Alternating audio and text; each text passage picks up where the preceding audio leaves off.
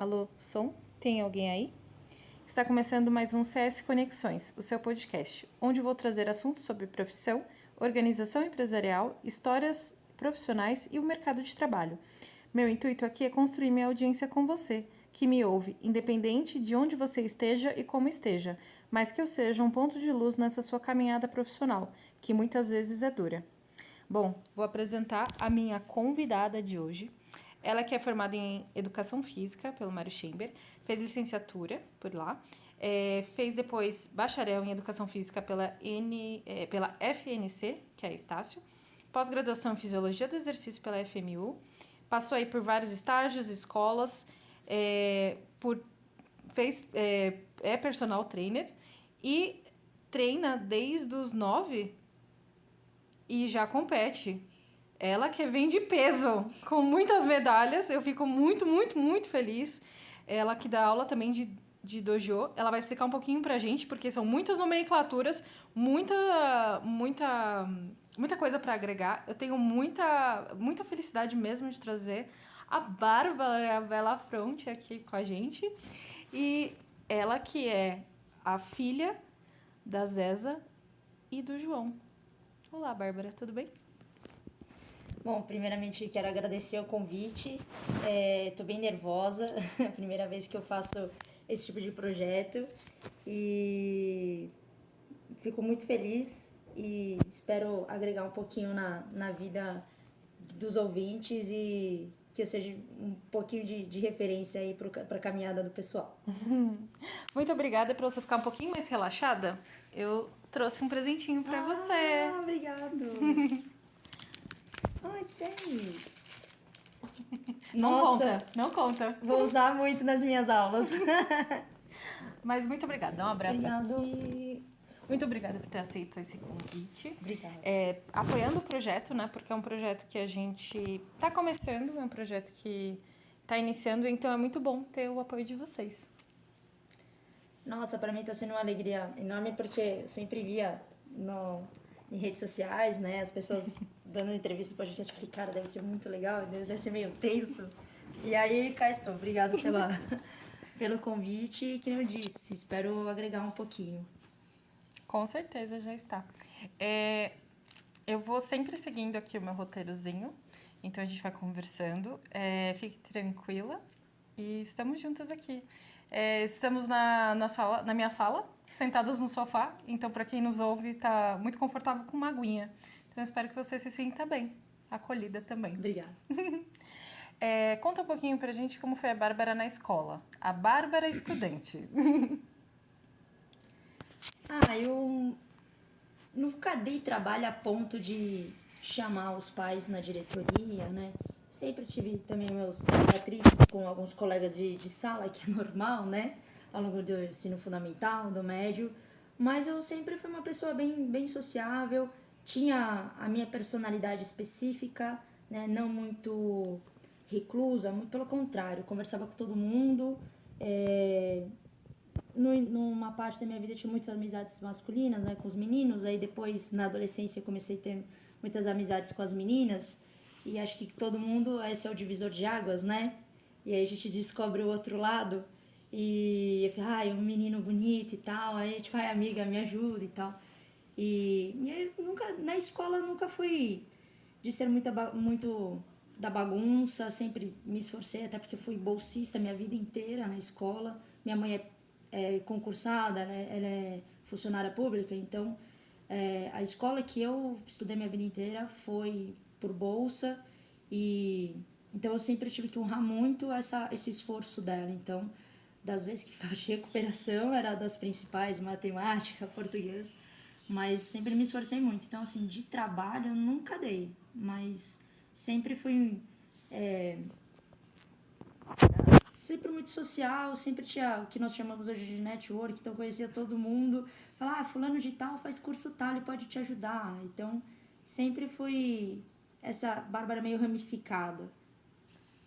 E você foi uma boa aluna? Você tirava boas notas? Tudo bem que, né, você acabou de falar que na média ali, mas como estudante, assim, né, já olhando ali no ensino médio, quando você foi ouvindo, né, os professores, aquele período de pré-vestibular, né, que geralmente acontece, como foi para você escolher o curso, passar por esse processo, né, de escola, né, no finalzinho da escola, já no ensino médio, adolescente, com todas as questões, né, que um adolescente passa, mas como é que foi essa escolha para você, se teve alguém que te influenciou?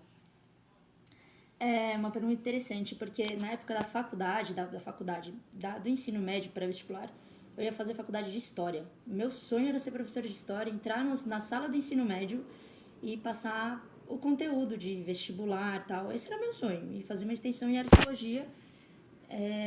Desconheço agora, mas na época que eu prestei vestibular não tinha o curso de Arqueologia no Brasil, era só fora, então você tinha que fazer uma extensão.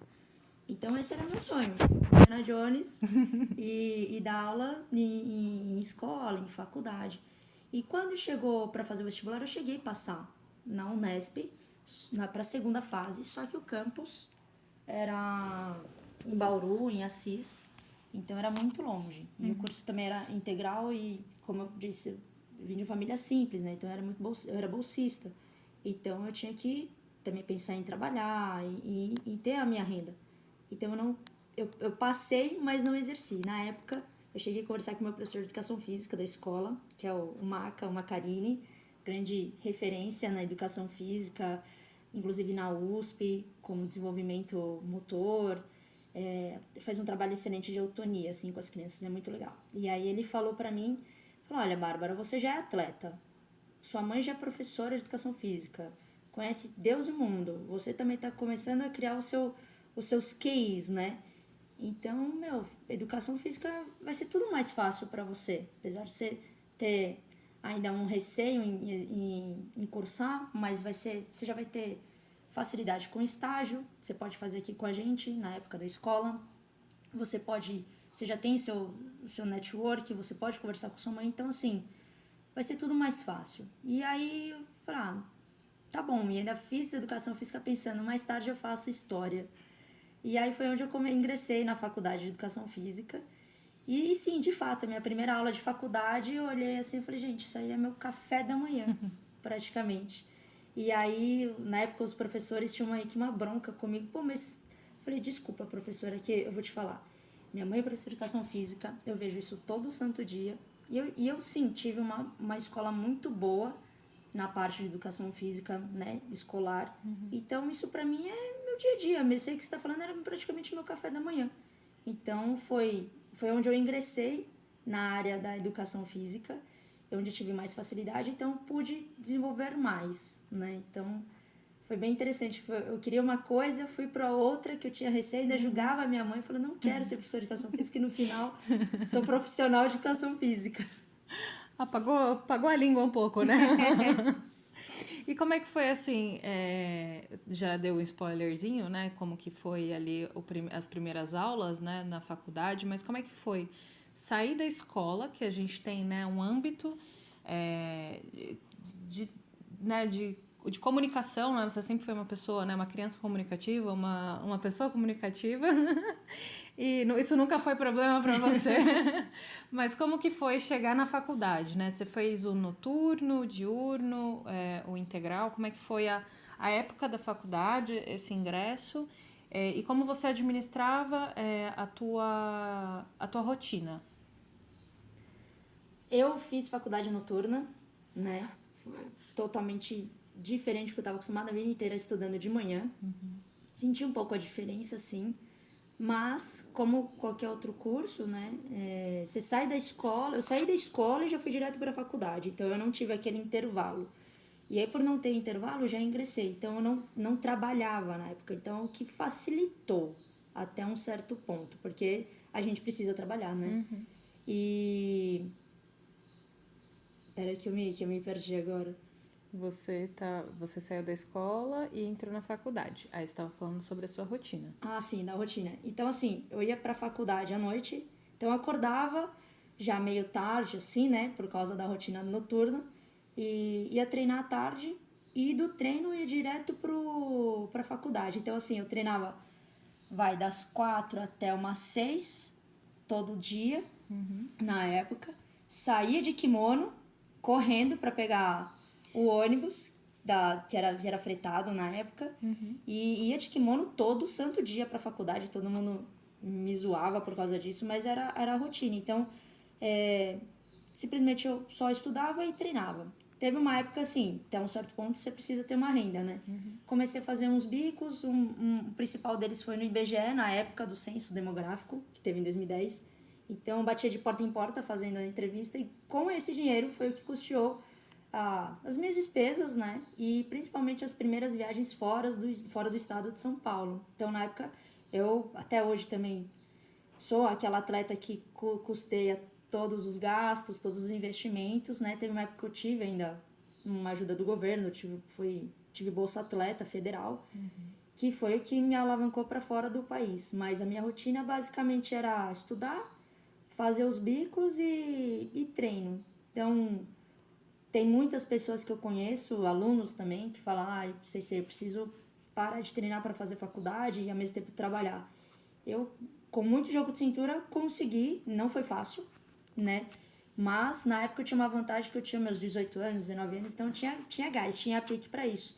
E eu tinha muito claro na minha cabeça assim, cara, quero me formar, quero ser aquela faixa preta formada, pós-graduada, para nenhum outro aluno, outro faixa preta, professor, chegar assim e argumentar. Falei, não, eu tenho estudo acadêmico, eu tenho estudo técnico específico, então assim, me esforcei bem, sabe? Chegava 11 horas, 11h30 da noite em casa, aí no dia seguinte tinha que fazer os bicos, e às vezes nem era certo, muitas vezes era incerto, aí saía correndo, ia pro treino, chegava já cansada no treino, mas era o que tinha. Muitas vezes tinha que abrir latinha de atum dentro da sala de aula, no intervalo, porque não tinha dinheiro para comprar lanche ou alguma outra coisa. Quando conseguia, levava fruta, e era assim. Muitas vezes também tinha carona, essa era a rotina.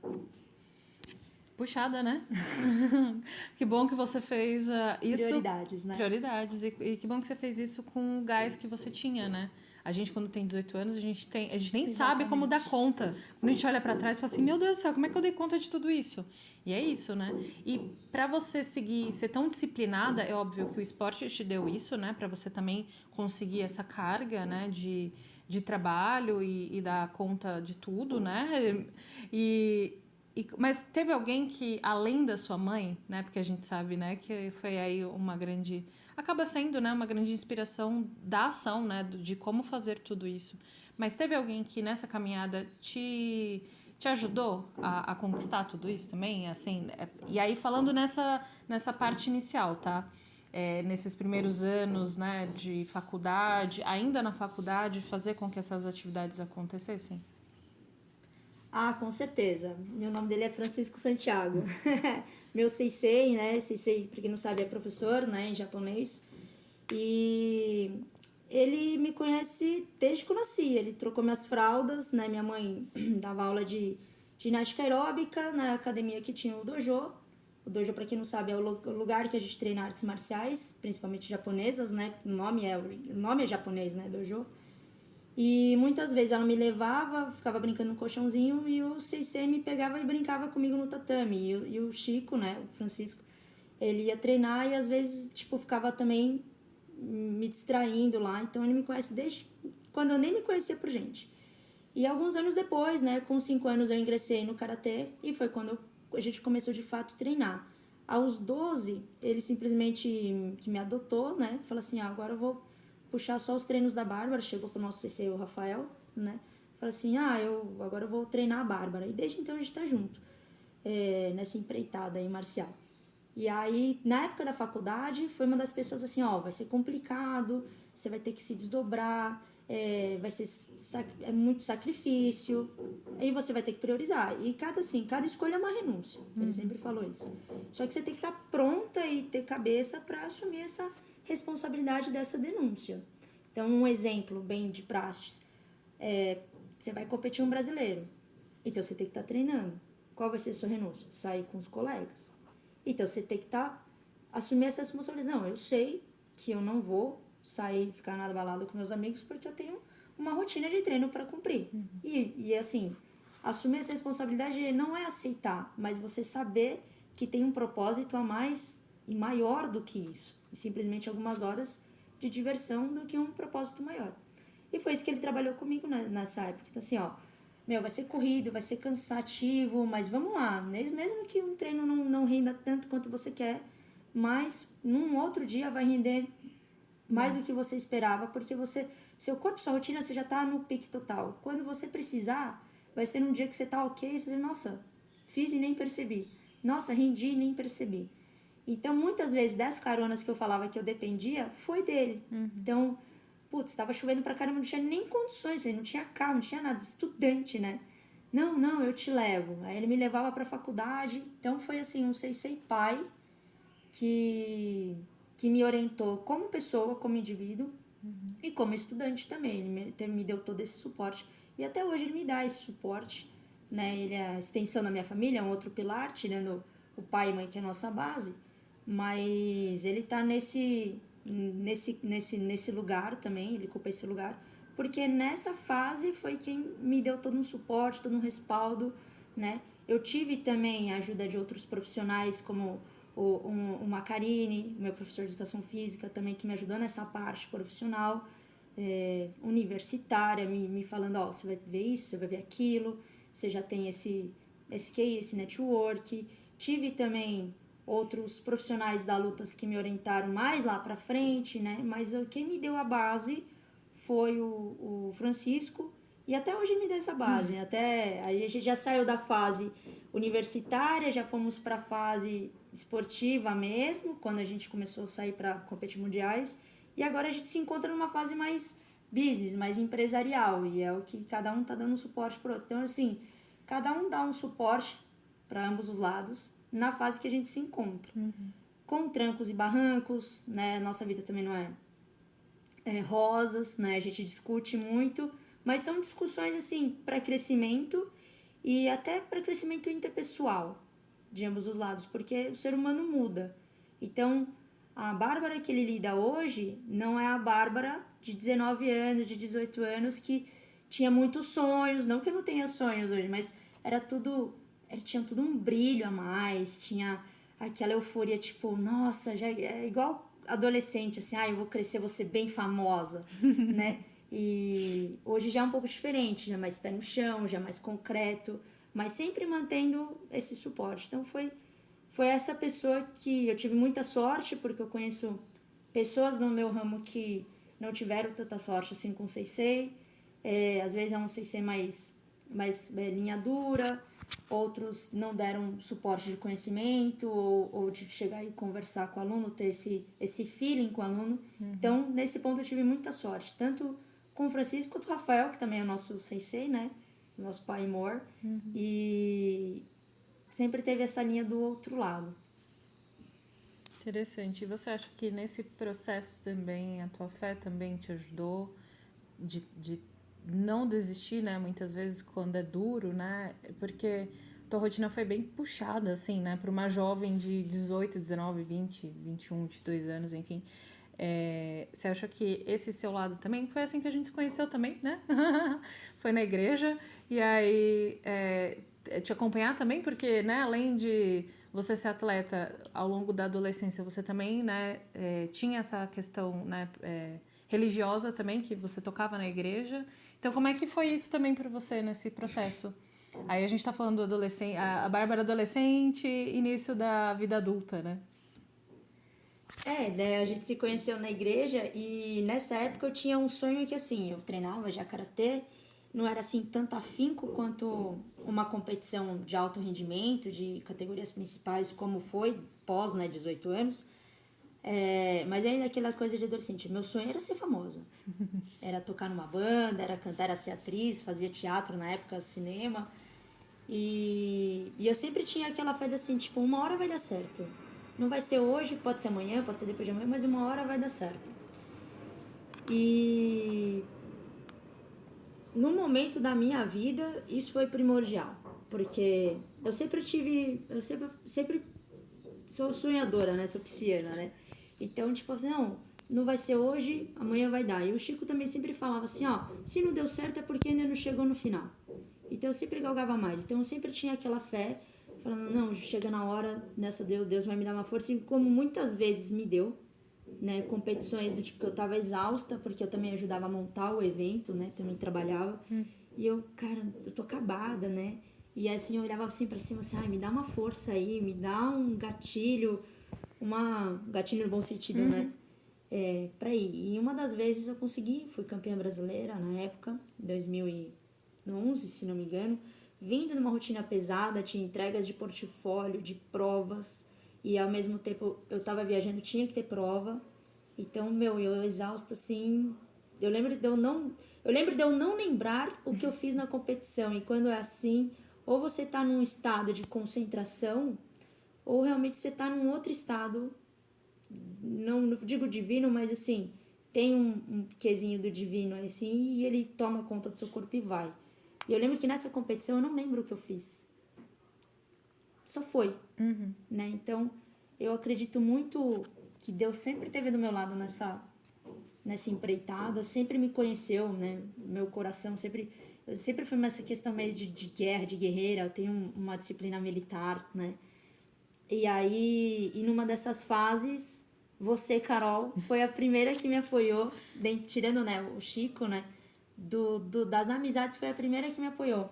De muitas pessoas que eu conhecia, a menos provável, assim, a mais improvável. Falei, meu, a Carol, cara, putz, legal. E eu tinha acabado de entrar na época no Orkut, ter visto, você me mandou uma mensagem no Orkut na época, se não me engano, e falou assim, não, acho que você tem que ir por essa linha de esporte, é a sua cara, você já tá nessa vida faz tempo, é a sua vibe, Bárbara. Então, acho que o primeiro suporte que eu tive de amizade foi seu, e o legal é que a gente se conheceu na igreja, e mesmo assim eu continuava com essa rotina. Então, era faculdade, treino, competição, trabalho, e ainda tocava na missa ainda, né? E obrigado, agradeço por essa força que até hoje ainda perpetua. Da época que a gente se conheceu, acho que só nós ainda a gente se fala com mais frequência do que os antigos ciclos, assim. E teve uma fase na minha vida que eu perdi essa fé, e acho que todo mundo passa por essa fase, né, da vida. Eu passei aos 30, não sei se foi por causa da crise dos 30. E uma fase também que eu tinha saído de uma federação, entrado em outra, eu me deparei com 30 anos e eu olhei do lado uma menina de 18, 17 anos, que era a Bárbara. E eu falei, cara, quem sou eu? Eu não sou mais essa Bárbara. O que eu tô fazendo aqui? E aí foi onde muitos outros fatores influenciaram na minha vida pessoal, profissional, que me levou a um burnout, uma pré-depressão, crises de pânico.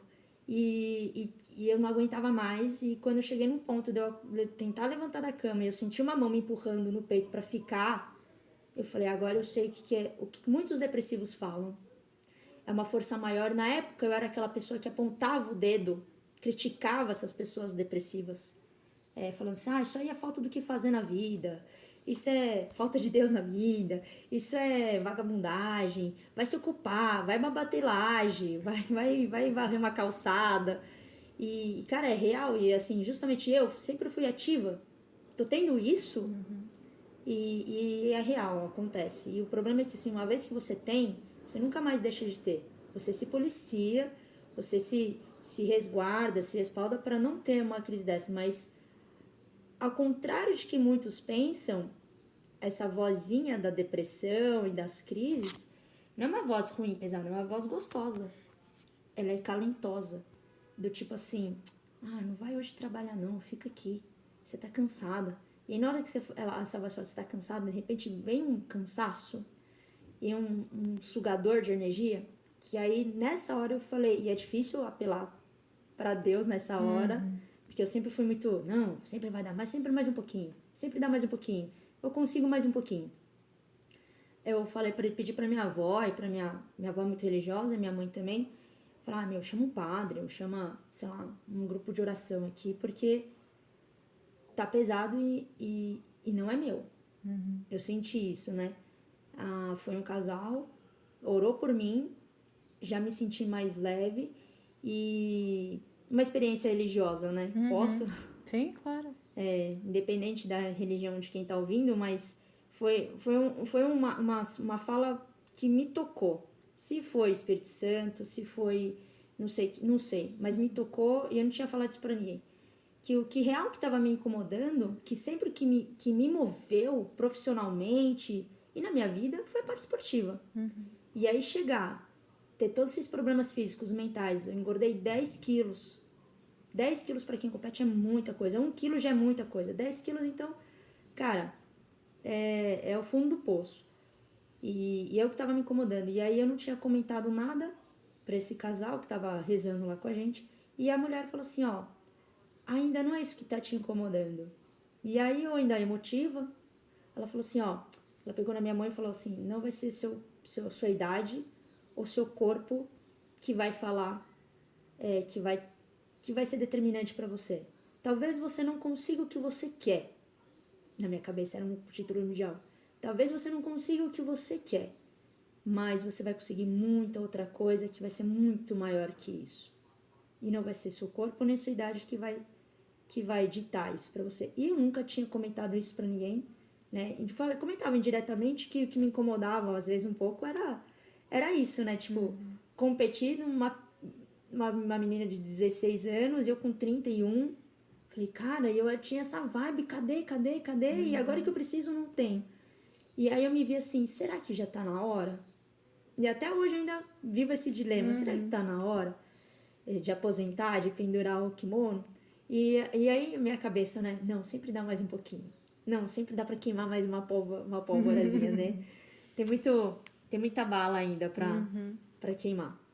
E aí aquilo me comoveu e no dia seguinte eu tava, tipo, 60% melhor, mais leve. O resto foi fisiológico, né? Então foi a questão de exame de sangue e tudo mais, mas me ajudou muito. Desde então, ainda, tipo, eu demorei 1 ou 2 anos ainda pra eu sair 100% das minhas crises psicológicas, né? Burnout, pânico, ansiedade. Hoje eu posso dizer que eu tô 99,9%, porque, que nem eu falei, quem experimenta a agulhazinha da depressão sempre vai ter. Então, esse 0,01% é aquela anteninha ligada, tipo assim, ó, eu tive, provavelmente a voz está lá, mas ela tá mais baixinha, eu que tô no comando agora. Então, desde então, e agora muitas coisas profissionais estão acontecendo, eu tô sentindo cada vez mais a presença de Deus. Sei que Ele tá me vendo, independente da religião, porque eu sempre respeitei muito diversas culturas e sei que tem uma força maior zelando pela gente, independente da religião. Todo mundo acredita que tem essa força maior. E ela tá comigo presente. Às vezes eu sinto umas luzes, umas energias boas, assim, sabe? Umas levezas, que eu sei que ele tá me respaldando, me resguardando para algo maior lá na frente. Obrigada por ter compartilhado. Para quem, né, tá nos ouvindo, eu acabei me emocionando aqui com esse relato da Bárbara. Obrigada por ter compartilhado. Agradeço, né, o carinho, porque eu acho que a gente tem que incentivar. Isso é algo que eu sempre trouxe comigo e eu acho que o intuito também do podcast é isso. Eu acho que é normal a gente perder ao longo da nossa vida essa esperança, né? Os problemas são muito duros e o podcast, né, CS Conexões vem muito para isso, para ajudar quem nos ouve, né, quem está nos ouvindo, porque também passa por isso. E também já passei por situações, né, nesse aspecto psicológicos. É muito importante você trazer esse ponto para quem também nos ouve, mas também você trazer isso, eu fico muito feliz e emocionada de você compartilhar isso comigo e com quem nos ouve, porque, né, é um ponto importante trazer a saúde mental para um atleta, né? Sim. O quanto é importante a gente procurar ajuda quando a gente precisa de ajuda. Procurar ajuda para quando a gente, independente se é na parte espiritual, se é com amigos, colegas, e entender que, ok, eu sou atleta, eu sou forte, e isso não é, e esse é indiferente porque somos todos humanos, somos todos seres humanos que precisamos de ajuda. Já passei também por situações que precisei de ajuda, né? Muitos anos de terapia para poder também entender. Eu acho que faz parte quando você fala crise dos 30, isso vem pra gente, pra quem nos ouve, em qualquer momento, né? E isso pode nos acontecer a qualquer momento. E o que a gente faz com isso, né? Como é que a gente sai disso? E como é que a gente vence esse peso que você falou, né? Que é maior muitas vezes do que a gente. Eu acho que faz parte do ser humano. A gente vive uma vida muito corrida, né? Você trouxe... você veio de uma energia, né? Muito frequente durante muitos anos, né? E o seu corpo também sentiu esse impacto, né? Olhar para o lado e entender como é que eu faço agora, né? A Bárbara de 18 anos, que tinha uma energia que sempre foi, meu Deus do céu, 220, 330, Isaz. Porque só quem teve referência, hein? Pega a referência aí dos As, pessoal, quem tá ouvindo a gente. Mas é isso, como é que eu ressignifico tudo isso, né? De onde eu tiro essa energia, de onde eu tiro essa minha fé de novo, né?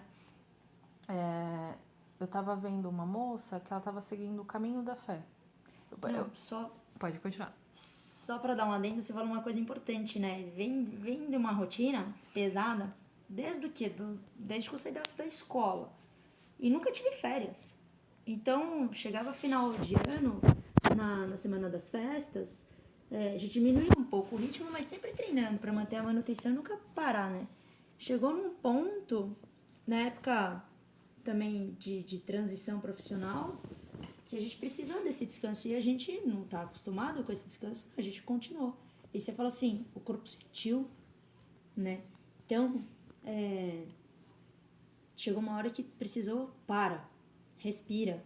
E aí minha cabeça não aceitava isso, porque eu venho numa disciplina muito pegada e pesada. Não, aguenta firme. Desculpa, me emocionei aqui um pouquinho.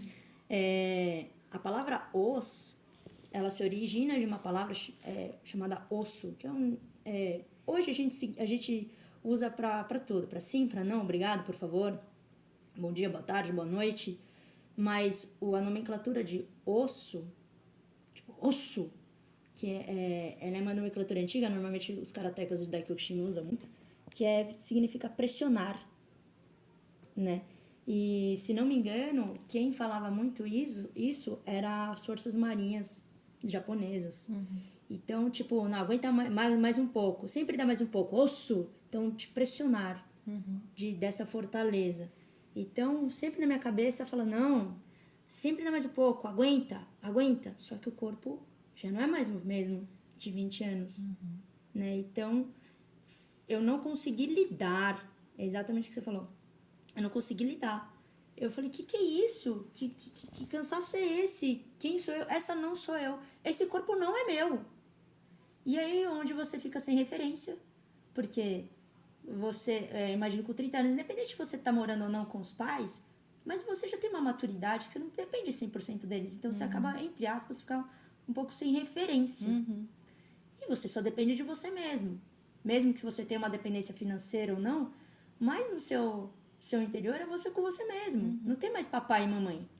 E eu perdi essa referência, né? Também foi uma mudança, que nem eu disse, com o Francisco a gente passou várias fases. A Bárbara criança, adolescente, esportista e agora adulta e já um pouco mais velha, né?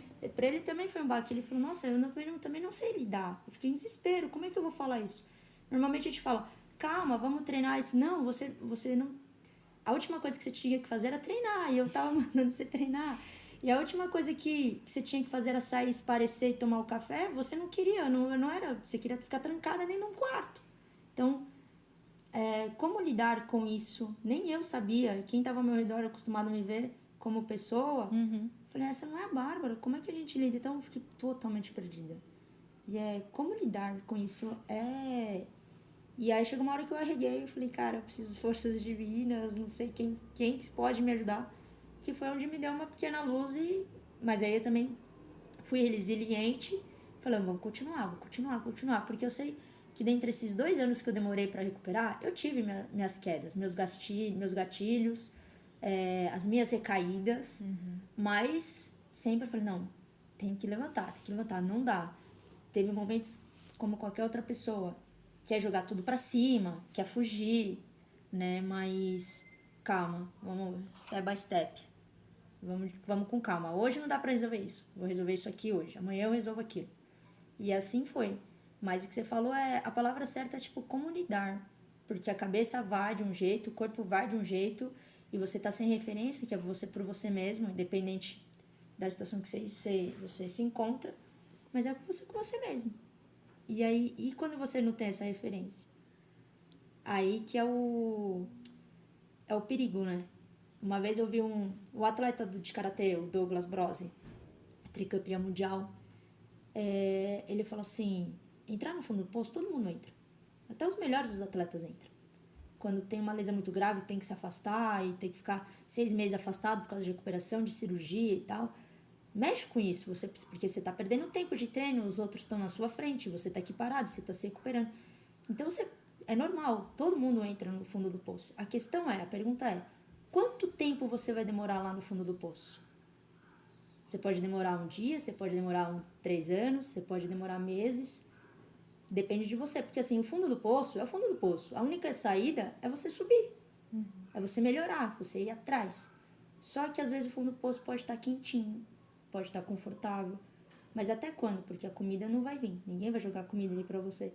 Então assim, até quando? Quanto tempo você vai ficar no fundo do poço? Essa que é a questão. Porque ficar lá no fundo é normal, faz parte. Você caiu, só que você tem que levantar. Mas quanto tempo você vai demorar? Vai depender de quem? Tá? Você por você mesmo. E se você tá sem referência, esse que é o perigo. E é onde você precisa ter calmas. Muitos recorrem à fé, outros recorrem a estudos, ou uma certa resiliência, ou tratamentos. Mas tem que manter aquilo na cabeça, assim. Eu preciso subir, preciso sair desse poço. Isso que acho que é a questão. Como você... Eu tava falando, né, do caminho da fé, né? Tem um caminho aqui no interior de São Paulo, sai por Minas, ele vai percorrendo Minas e São Paulo, né? Vai cruzando. E aí eu acompanhei uma moça, que é a Gold, ela saiu de Estiva e foi indo até Aparecida do Norte, né? A gente chama de Aparecida do Norte, Estive né? em Minas Gerais? Eu acho que é Minas, é. E aí foi descendo até chegar andando. Deu uma semana andando. E eu achei incrível, assim. É longe. Eu passei por Estivia. Eu achei incrível quando... isso me motivou, assim, sabe? Olhar uma pessoa que passa por esses processos de fé, né? Que a gente tem falado aqui. Por isso que eu queria fazer essa relação. E eu falei assim, poxa vida, ela, né, se preparou para aquilo, fez, acompanhei, depois eu compartilho aqui com vocês. Acho muito interessante para quem tiver interesse. E me motivou a querer fazer o caminho da fé, né? E eu falo, poxa, eu acho que é um pouco isso, e aí transpondo um pouco para a tua história, é isso, é um caminho, né? É ter esse caminho, ter essa resiliência. E como fazer isso, né? Você sair de um lugar que é tão difícil, né? E como é que você sai? Como é que você levanta para ter essa resiliência? É óbvio que o esporte te trouxe muito isso, né? Essa disciplina que veio desde tão pequena e que você sempre gostou de explorar, né? Do esporte e foi seu, como você diz, né? Foi seu café da manhã. E como é que você sai disso, né? De olhar para o lado e falar assim, ok, sou eu comigo mesma. Como que você, principalmente para quem está ouvindo, né, a gente, e quando você fala de uma atleta, né, uma atleta de alto nível, como que você fez essa chavinha, né? Porque é muito fácil você falar, não, a Bárbara é atleta, ela é o exemplo, e colocou ela lá no pedestal. Como é que sai a Bárbara do pedestal, né, e transfere para, tipo, a Bárbara é ser humano? Ok, eu também sou... Eu sou também humana, eu também vou errar, eu também vou fazer... Como é que eu faço? É muito para quem tá... Principalmente quem é jovem, né? Às vezes sofreu uma lesão ou alguém que tá nos ouvindo e que não é dessa área, mas que tá passando por algum problema e, de fato, né? Precisa sair dessa ou às vezes não acredita. Como que faz para virar essa chavinha? Falar, ok, eu vou aceitar. Ok, eu sou uma pessoa que sou disciplinadora, mas eu também vou precisar pegar na mão aqui para me reerguer. Que difícil. Essa pergunta é muito difícil porque, como eu disse, eu me apeguei na fé. E foi o que me tirou, assim, destampou o fundo do poço, eu vi uma luz. E o que me fez sair foi justamente, falei, cara, o que eu tenho? É comigo mesmo. O que eu tenho? Eu só tinha o karatê. Então, o que eu trabalhava no karatê? Resiliência, força, estratégia, e por experiências de treino, às vezes teve dias que não saía o que eu queria no treino, aí eu tinha que ter paciência, dormia, deitava a cabeça no travesseiro, amanhã vai ser outro dia. E assim continuava. E foi o que eu fiz. Putz, hoje não deu, mas amanhã vai dar. Então, quando eu comecei a sair desse estágio e voltar aos treinos regulares, porque eu cheguei num ponto, Carol, onde eu mais gostava de ficar, que era dentro do tatame, eu não queria mais. Eu falei, não quero estar aqui. Não, me machucava, não queria estar ali. Na competição a mesma coisa. A gente estava na área de aquecimento, eu falei, o que eu estou fazendo aqui? Não quero. E eu adorava competir, porque eu adoro desafio. Era movida a desafio. E de repente o desafio não me apetecia mais. Eu falei, por quê? Preciso provar mais alguma coisa? Não quero. E isso de ter que provar algo, pra mim, no meu ser humano, era me acomodar. E aí, se me acomodar no estágio que eu tava era a última coisa que eu tinha que fazer. E aí, quando eu falei, eu preciso voltar a fazer alguma coisa, pelo menos me mexer. Putz, hoje não virou o que eu queria fazer, mas amanhã vai. Aí, no dia seguinte, a mesma coisa. Então, é aquilo que o Cortella sempre falou, né? Dê o seu melhor, mas qual que é o seu melhor? É o 100%? Não, é o seu 100% dentro daquilo que cabe no momento. Para às vezes as pessoas que vê de fora, o meu 100% era 2%, era 30%. Mas para mim era 100%. Ninguém sabia o que estava acontecendo lá dentro. Enquanto que eu estava morrendo, eu não queria estar lá e era muito esforço, era muita fadiga. Mas era fadiga vinda na minha cabeça. Então, mas eu tive essa resiliência assim, com experiências de treinos na época quando eu era mais nova, que não, eu tinha que fazer um chute tal, não conseguia. Aí depois no outro treino eu tentava de novo, tentava até conseguir, eu usei a mesma estratégia. Hoje não deu, mas amanhã vai. E eu tô dando o meu melhor dentro daquilo que me é capaz. Não numa questão cômoda, porque lá dentro de mim eu tava morrendo. Eu queria estar em casa, eu queria estar dormindo, mas falei, putz, eu preciso estar aqui porque é uma coisa que eu sempre me identifiquei com essa parte oriental. Então eu me sinto também em casa, vestindo um kimono, estando dentro de um tatame, tendo uma visão, essa pegada, essa vibe mais oriental, meio Japão, isso sempre me deixou mais confortável. Então eu falei, eu tô fazendo o que eu quero, eu nasci pra isso. Mas vou recuperar, me senti como um guerreiro pós-guerra, tipo, sem uma perna, sem o braço, que precisa se reabilitar. E foi indo. Foi o que eu tive que me apegar. Depois que da parte religiosa, falei, agora eu tô comigo mesmo. Agora não é Deus. Deus já me ajudou, já deu um empurrão. Agora eu tô pelas minhas pernas. E foi. Foi sofrido, não foi gostosinho.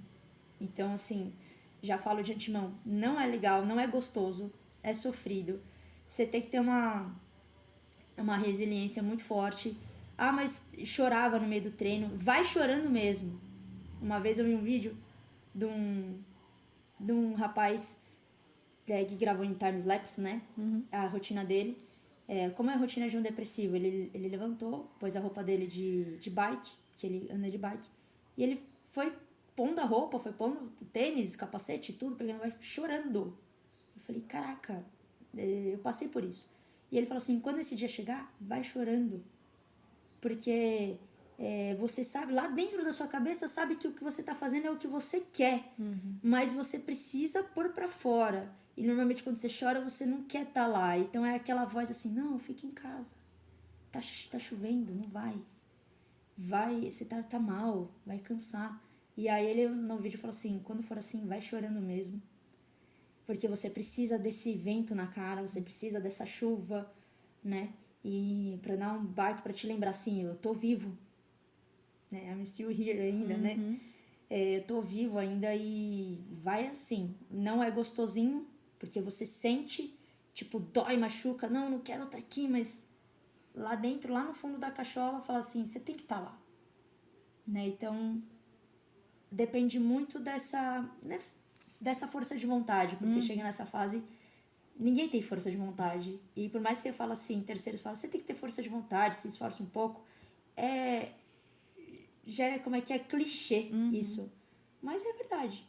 Se você não tiver um apoio também de, não só da família, né? Porque família às vezes aquela coisa, né? Santo de casa não faz milagre. Se você não tiver alguém de fora também ajudando, cara, infelizmente depende de você. Pelo menos essa experiência que eu tive.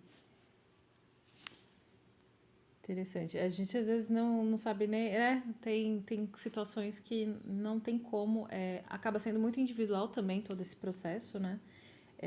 De cura, né? Porque acaba sendo um processo de cura mesmo, né? E tem uma passagem. Eu tenho assistido séries, e aí fica uma dica também para quem tá nos ouvindo e precisa, né, desse ponto assim de um pouco mais de fé, mas que seja um pouco mais tranquilo. Tem uma série que se chama The Chosen, que é o escolhido, né? E aí fala todo o processo de Deus, enfim. Aqui não é o intuito do podcast a gente falar sobre religiosidade, mas para quem acredita, fica aqui. Vai mostrando, né, os milagres que Deus vai, né, essa história, Da caminhada né, de Jesus, da caminhada de Jesus e como ele vai escolhendo os 12 apóstolos, enfim. E aí tem uma dos milagres, um dos principais milagres, né, que ele faz lá, não dos principais, mas um dos, quando ele acaba curando uma pessoa que não consegue andar. E aí ele fala, levanta-te e cura-te, né? Aí, né, a gente faz uma transposição para nossa caminhada, como, né, é uma parábola, né, mas a gente transferindo isso para o nosso dia a dia é como assim, né, como, o que isso significa, né? Levanta-te e cura-te, né? Você levanta, e não o ato de levantar e de andar, não é isso. Mas é o ato de ação, né? É a ação do que você faz, da sua vida. O que você vai. Se levanta, acorda, vamos fazer, vamos acontecer. Do aspecto de que, assim, a vida não vai estar. As coisas não vão vir até você. Você tem que agir para que as coisas aconteçam.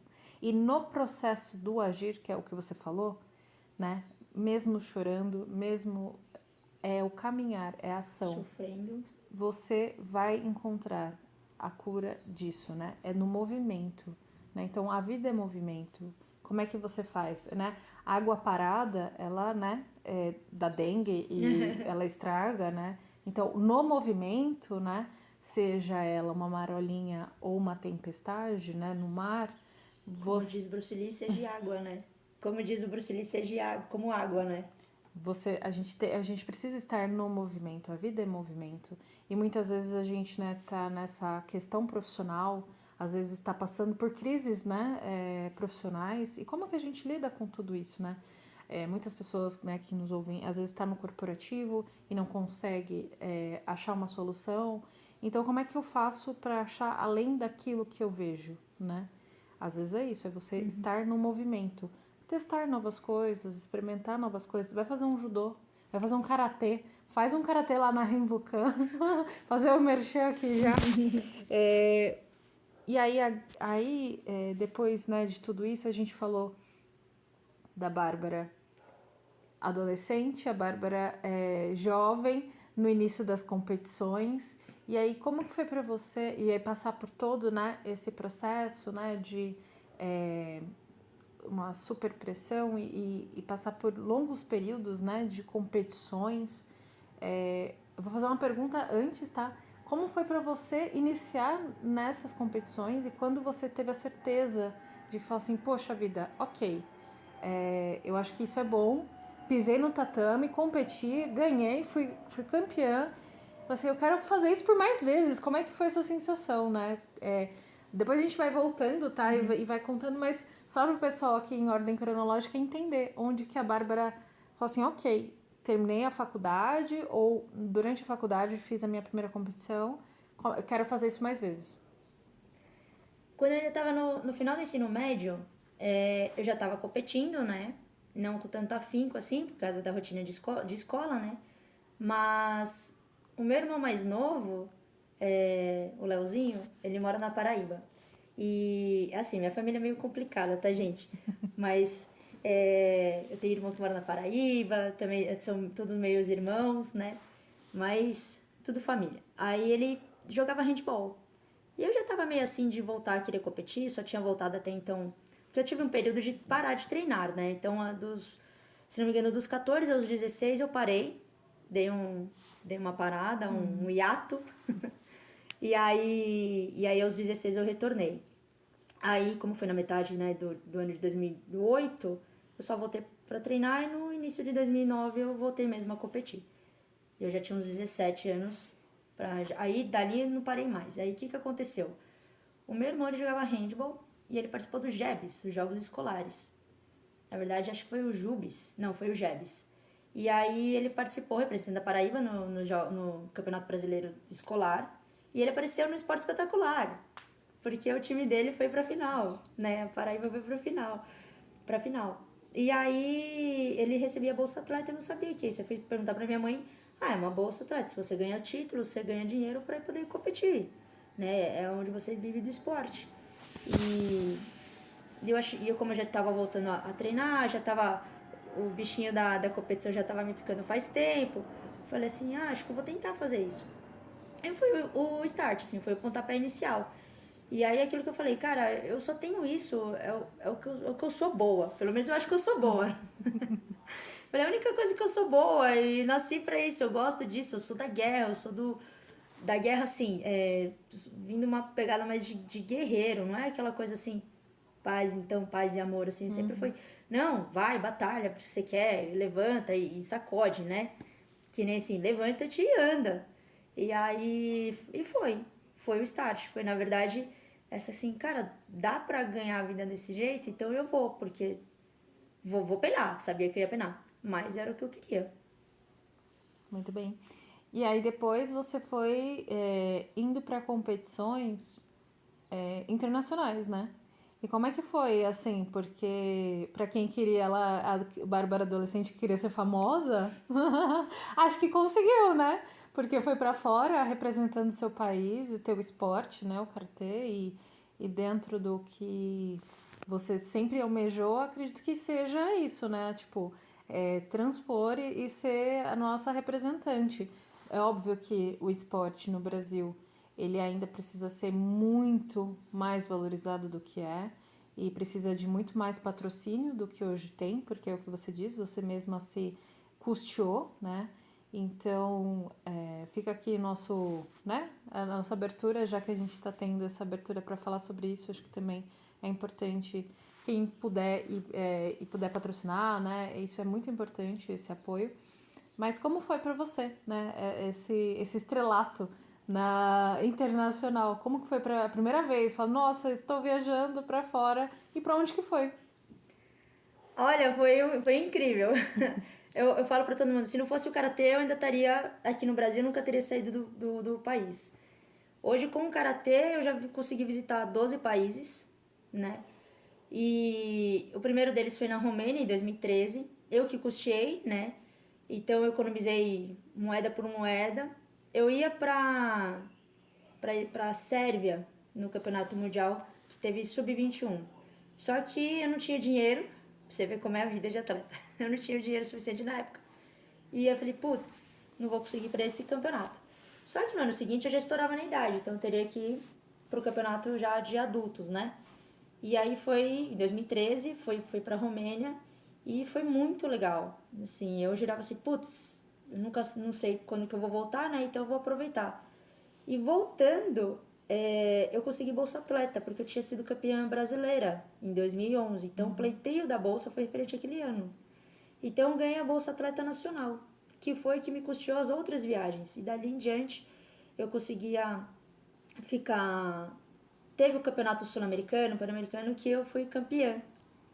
Né? Então, com esses títulos, aí eu consegui transferir minha Bolsa Atleta para a Bolsa Internacional, e que me dava um valor em dinheiro e eu tinha que gastar só para aquilo. Então, você também, Bolsa Atleta, na época, né, federal, eu tinha que prestar contas. Então, tudo quanto é gastos de competição, de material, viagem, né, tipo aéreo para ir para competir, inscrição, você tinha que prestar contas disso no final. Uhum. E foi o que eu fiz. Então, graças à Bolsa Atleta e de eu ir para fora com essa iniciativa minha do meu bolso, do meu eutrocínio, eu tive essa oportunidade. Na época, o país estava dando essa oportunidade.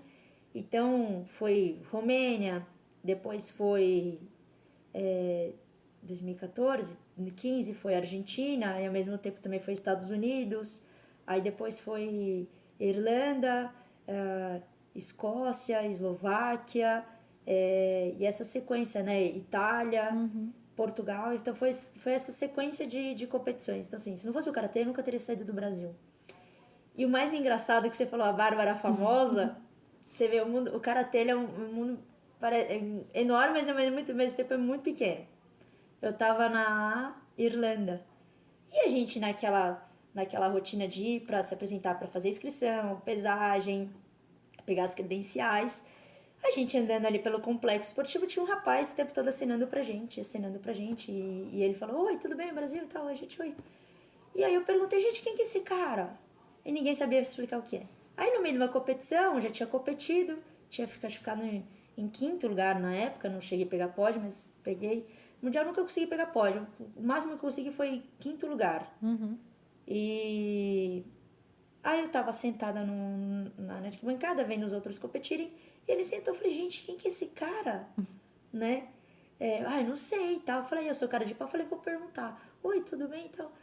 Cara, quem é você? Ah, meu nome é Cidino, mas pode chamar de Dino. Até hoje eu sigo ele, né? Nas redes sociais. Aí ele falou assim: ah, mas eu sou de São Paulo. Eu falei, onde você é? Fala, eu sou de São Paulo. Eu falei, impossível, porque eu sou de São Paulo, você não veio comigo. Não, eu moro aqui, mas eu conheço você, Bárbara. Nossa, na hora eu falei, como assim, cara? Como você me conhece? Eu tô na Irlanda. Não, você não competiu os Jogos Regionais em Sorocaba por Ibiúna? Eu falei, competi. Então, eu tava lá, eu era o mesário. Você ganhou da menina da minha academia. Eu falei, nossa! E, cara, que mundo pequeno, assim, sabe? E desde então, essa foi a primeira vez. Aí aconteceu várias outras vezes, né? Conhecer gente também do karatê em outros países. Ah, eu acompanho você é de tal lugar. Você é aluna do Francisco. Eu vi uma competição sua. Nossa, eu vi você entrando. Nossa, parecia que você ia destruir meio mundo e tal. Que eu já ouvi, né, das outras pessoas, mas isso muito tempo atrás, né? E aí, recentemente, tava fazendo aula de Aido, que é a aula de desembaiar a espada, né? A arte de desembaiar a espada. E aí teve um rapaz que falou assim, cara, meu sonho era conhecer você e o Francisco. Né? Sempre é a dupla dinâmica, a gente fala que é a dupla dinâmica, né? O tempo todo a gente tá junto. E aí eu falei, Chico, você conhece ele? Não conheço ele. Não, mas eu sempre quis conhecer vocês. Quando eu descobri que vocês estavam nesse grupo aqui de Aido, nossa, eu contei as aulas para ver vocês. Vocês demoraram para vir, porque era em Minas, né? E eu sempre que acompanho a história de vocês, a saída da federação, a viagem para vocês pro Japão, a nova academia agora. Eu falei, meu, ele já sabia toda a nossa vida. Eu falei, cara, que legal, né? Então, assim, eu passei daquela adolescente que queria ser famosa, de ir passear no shopping e fechar o shopping, né?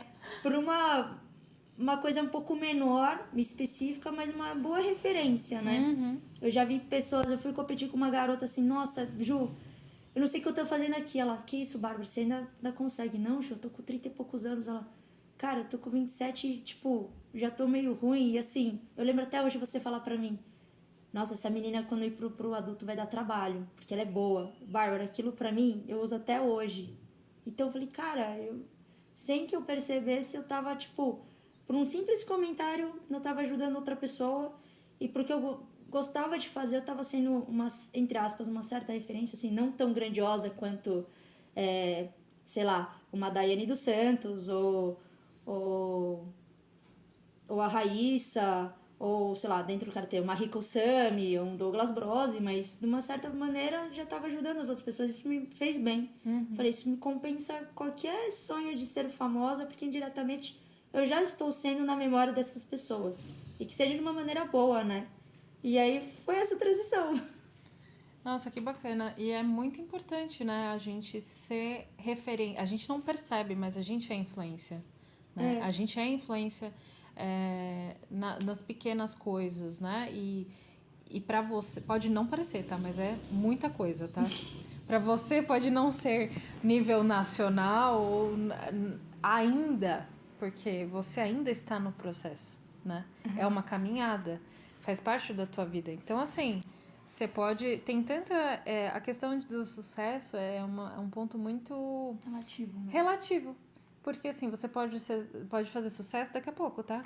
Você pode sair daqui e tá bombando. E você nem sabe nesse momento.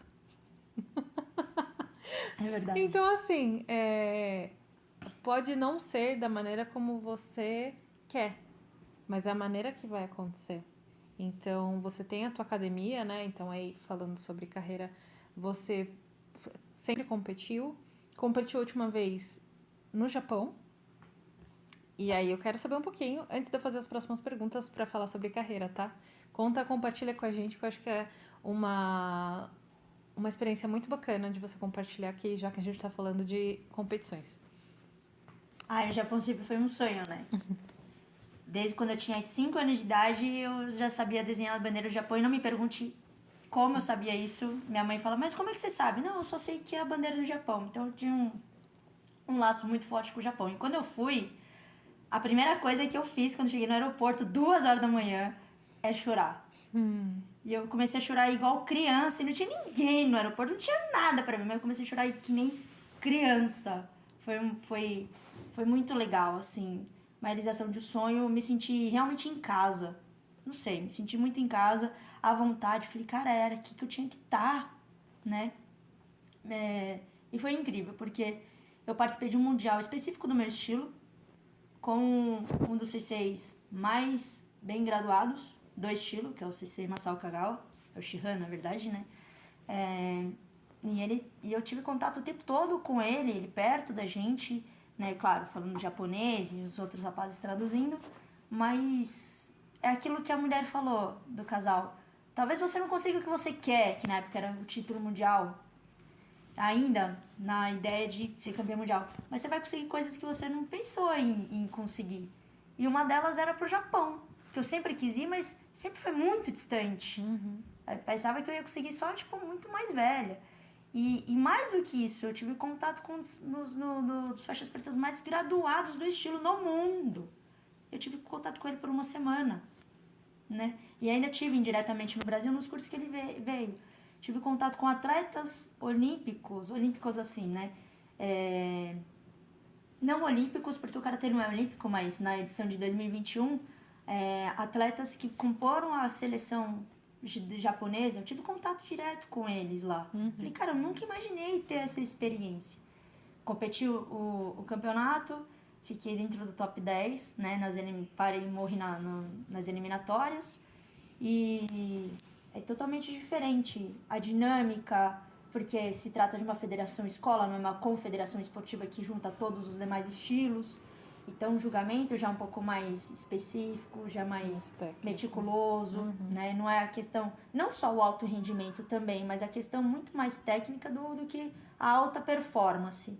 Então, foi uma outra experiência. Eu tive que, às vezes, até puxar o freio para meticular mais os pontos técnicos do kata, né? Que é a forma, do que eu faria qualquer outra competição. E eu competi do lado de uma japonesa, seleção de base, mas enfim, seleção do Japão. E foi muito legal. Tive contato direto com uma das referências do comitê, que é a luta, né? Hoje é aposentada Ceci Okamoto, e ela foi minha árbitra central, eu fui agradecer ela, né? O feedback meu, ela me abraçou, tiramos fotos, falei, nossa, nunca jamais que eu ia imaginar que eu ia passar por isso, e foi aquilo que ela falou lá atrás. Eu falei, você vai passar por coisas que você não imaginou passar. Aí, claro, a gente teve essa parte de competição, falar, vamos passear, porque quem vai pro Japão, já fica a dica, quem vai pro Japão, não fique uma semana, 2 semanas é o mínimo pra viagem, porque é muita coisa pra ver e é muita coisa legal, assim, é uma imersão, assim, em outra cultura. E aí fomos passear. E aí aquela questão da Bárbara famosa foi muito interessante, porque eu tava tão à vontade, e normalmente a gente vai viajar, a gente, eu vou levar tal roupa, tal roupa. Não, eu sabia que ia estar muito calor, eu falei, eu vou levar essas daqui, pronto, que eu uso no dia a dia, sem muito glamour, sem luxo e tal. E o engraçado é que, assim, a gente andava com roupa de karatê, ok, pelas ruas do Japão. Tóquio, eu fui pra Kyoto também. Aí, quando eu colocava a roupa do Iaido, que era de samurai, de espada, eu virei referência. Os japoneses paravam pra falar comigo e tirar foto comigo. Então, eu tive essa experiência em Tóquio, em Kyoto, né? Nas ruas de Gion, no distrito de Gion. Então, às vezes, até a japonesa vestida de geisha, ela parava assim, né? Arranhava um inglês lá, t-shirt e tal, samurai. Aí eu falei, hi, né? Aí ela ficava olhando do jeito brasileiro, você quer tirar uma foto? Ah, eu quero. Aí ela tirava, aí depois ela perdia a vergonha, tirava o celular dela e tirava pra ela também. Troquei ideia com uma japonesa também, panfletando, e Aido, e ela me contou a história do dojo dela, o significado do dojo dela, e a gente trocou vídeos, ela mostrando ela fazendo, eu mostrando eu fazendo, e eu falei, cara, no Japão, tô sendo para, normalmente eu paro os japoneses, quer tirar foto com você, não, foi o contrário. Teve um rapaz que foi servir um negócio lá pra gente, que ele tava comendo, e aí ele foi meio, não que ele foi rude, mas ele tava na pegada do vai pra lá e vem pra cá, que ele só pôs. Aí, comeu, ele levantou, foi pagar a conta, na hora que eu virei as costas, ele saiu lá da casa do chapéu e veio falar comigo, Iaido? Eu falei, Iaido. Ai, do Brasil? Eu falei, do Brasil. Ele, pô, que legal, e ele ficou o tempo todo lá até eu fechar a conta. Não, você pensa, ficou o tempo todo lá no Brasil, vamos ver se vai pagar. Não, ele ficou o tempo todo assim, olhando pra camiseta. E achou incrível. Admirado, né? E eu falei, cara, que legal, assim, nunca parei pra pensar que um dia as pessoas da cultura que eu tanto admiro, de repente falam, nossa, que legal. Fui entrevistada no aeroporto. Que legal. Porque viram uma camiseta, não era nem de ai. Era uma frase em japonês, traduzindo ao pé da letra, era demônios pra fora e boas vibrações pra dentro. É uma frase muito conhecida num festival cultural deles, não sei qual é a estação que isso acontece, não sei se é na primavera, outono, não sei, que é tipo como se fosse o festival da soja, e a tradição é o filho mais velho de cada família e jogar soja na rua para agradecer os espíritos shintoístas ou budistas, né, da boa colheita. E é tipo o filho mais velho, que é o que continua a linhagem para saiu a parte ruim, vai vir agora a boa fortuna, né? E aí é uma frase desse festival, desse ritual. E a mulher falou assim, a gente parou você por causa da sua camiseta. Porque, é claro, a gente viu que você não é japonesa e assim, você sabe o que significa? Eu falei, sei. É isso, né? Boas vibrações pra dentro e tal. Mas você sabe do que é? Eu falei, sei, é do negócio de soja e tal. E elas ficaram abismadas por eu conhecer a cultura. E ela falou assim, então a gente vai entrevistar você. Você veio fazer o que aqui? Vim pro Campeonato Mundial de Karatê. Nossa, e aí foi. E, cara, eu falei, eu virei assim pro Chico, eu falei, a gente chegou até da entrevista. E no mesmo dia, tava chegando a seleção do Japão do basquete, que acho que tinha acabado de perder pro Brasil nas Olimpíadas de Paris. Né? Foi muito 10. Então, eu acho que é aquilo que eu falei. Talvez eu não fui a pessoa que parasse um shopping ou parasse um evento porque eu tava lá. Mas, de uma certa forma, eu fui referência ou chamei a atenção de uma maneira positiva, né? Graças a Deus. E naquilo que eu gosto. Então, acho que, de uma certa forma, eu marquei ali, né? É uma frase que eu escutei esse final de semana, foi assim, na era dos influencers, não sejam influencers, sejam referências. Ao invés de se influenciar, você tem que ser referência. Então, ao invés de você faz isso, não, eu quero ser igual àquela pessoa. E aí eu tive esse respaldo, foi muito 10. E eu acho que é o que me dá satisfação pessoal, profissional, já que eu não vou ter o que eu sempre quis, mas de uma maneira que me deixa feliz e satisfeita é ajudar o próximo. Sempre gostei de ajudar. De uma maneira que boa, né? E dentro do que eu gosto, que eu amo, né? Que eu me dedico à minha vida, né? Abri mão de muita coisa, abdiquei de muita coisa pra isso. Então, acho que agora que tá indiretamente tendo esses frutos. Muito bem. Quem disse que não é famosa, deu entrevista e tudo. Meu Deus, que demais isso. Eu acho que essa parte eu não lembro de... Bom, somos amigas, né? Então, de tempos em tempos a gente se encontra e e a gente conversa bastante e que bacana, eu fico muito feliz por você. Tem muitas coisas a agregar e para quem está nos ouvindo, se você está nos ouvindo, por favor, deixa nos comentários se você quiser que a Bárbara volte aqui para a gente conversar um pouco mais sobre viagens, competições, enfim. Aí a gente vai para um outro caminho, mas deixe nos comentários, deixem o seu feedback. Vou fazer só um intervalinho, então se você quiser beber uma água, você fica à vontade. Mas agora é a hora dos patrocinadores. E para quem nos ouve, você já se perguntou se a sua empresa está funcionando no seu máximo potencial? Muitas vezes, pequenas lacunas no desempenho, nos processos, na comunicação, podem estar limitando os resultados da sua organização, mesmo sem que você perceba. Empresas como a sua enfrentam desafios como gargalos operacionais, desalinhamento nas estratégias, dificuldades nas gestões de equipes e nos processos mais eficientes, que não estão nem um pouco eficientes.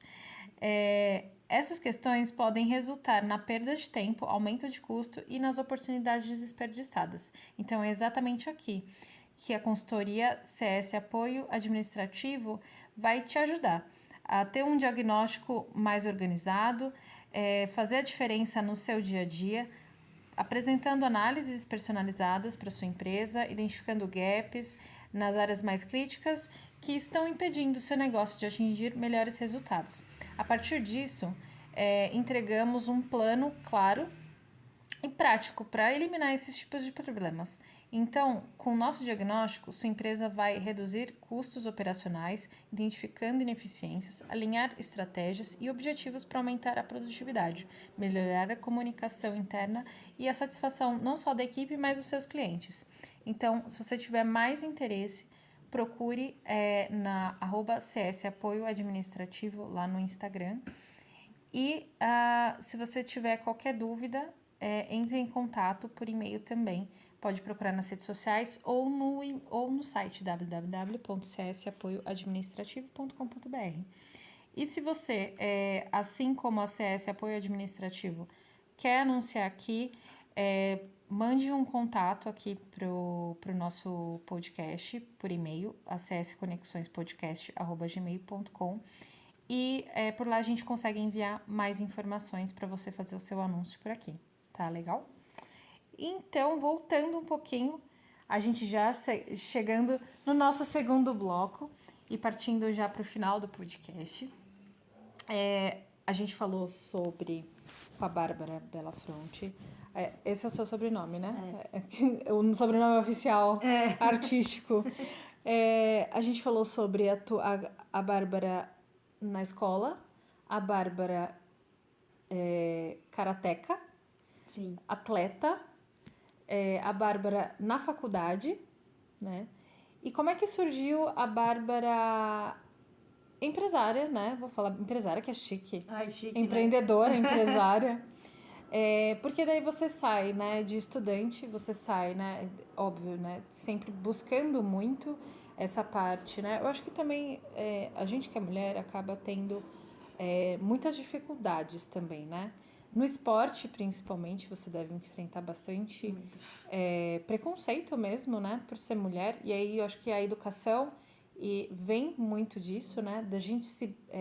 como é que eu tenho o básico? Eu tenho educação, né? E eu vou procurar me informar, eu vou procurar me informar para ter esse conhecimento, para não só ter essa estrutura, né? De, ok, eu sei que o A mais o B dá um resultado C, né? Te dá essa base. Mas, além de tudo isso, né? Como é que eu faço para